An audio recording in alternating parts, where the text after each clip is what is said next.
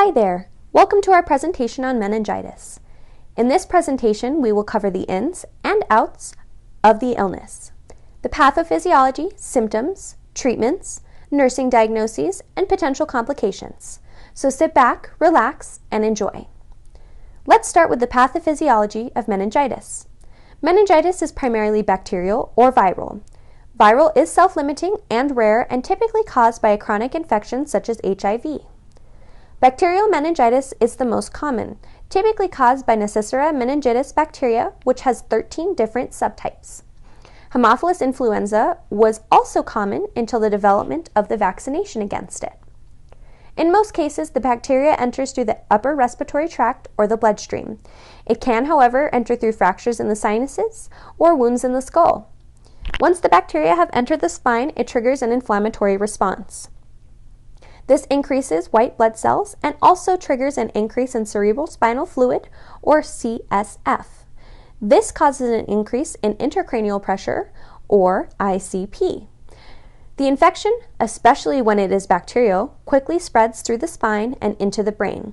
This can trigger high ICP as well as encephalopathy. Persons the most at risk for this infection include chronically ill or immunocompromised patients, the elderly, college students, and those who are institutionalized or in correctional facilities. Meningitis more commonly occurs in the cold months, so autumn and winter have a higher incidence of cases. Let's move on to clinical manifestations. Most commonly, the patient will subjectively report nausea, photophobia, or sensitivity to light, as well as severe head pain. Objectively, a fever may occur, as well as vomiting, nuchal rigidity or neck stiffness, rash, petechiae, decreased level of consciousness, seizures, increased ICP, and coma. The diagnosis of meningitis involves multiple tests.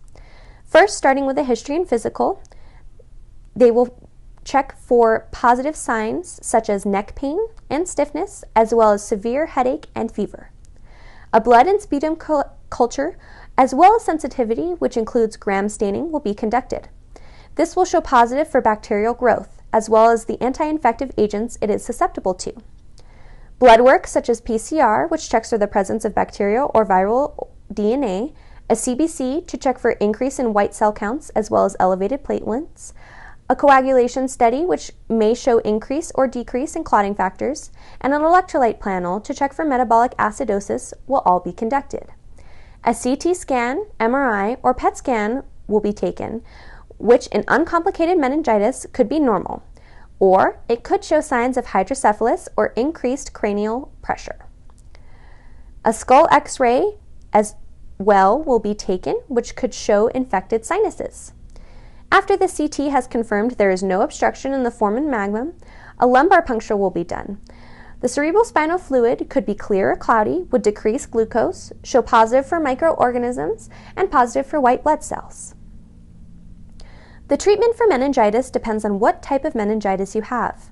For both types, quick action and diagnostics is crucial to survival. The patient must be taken to an acute care facility. The care team must collaborate to help control symptoms and treat the infection. Patients are commonly started on antibiotics while waiting for confirmation of a bacterial or viral infection. The most common antibiotics include ampicillin, penicillin, or a cephalosporin such as Rocephin. In both types of meningitis, other medications are given to help with symptom support, including codeine to treat headaches, dexamethasone to help with inflammation, acetaminophen or aspirin for fever, fentanyl IV or Mantanol IV for diuresis. The patient is also supported using IV fluids, cooling therapy, and rest.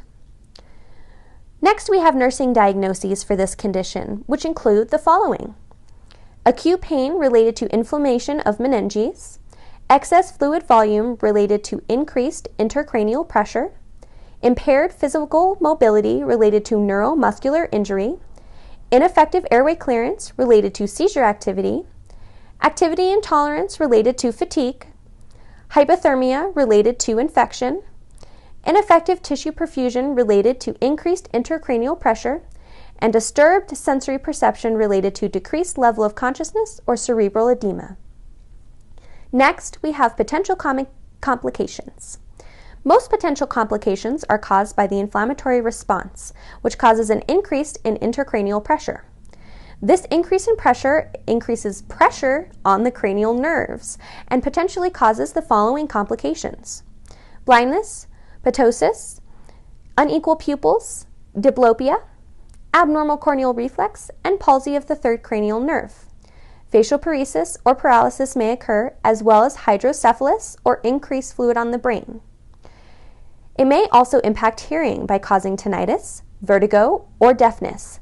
This is usually transient with the infection, but some cases of lingering hearing loss have occurred.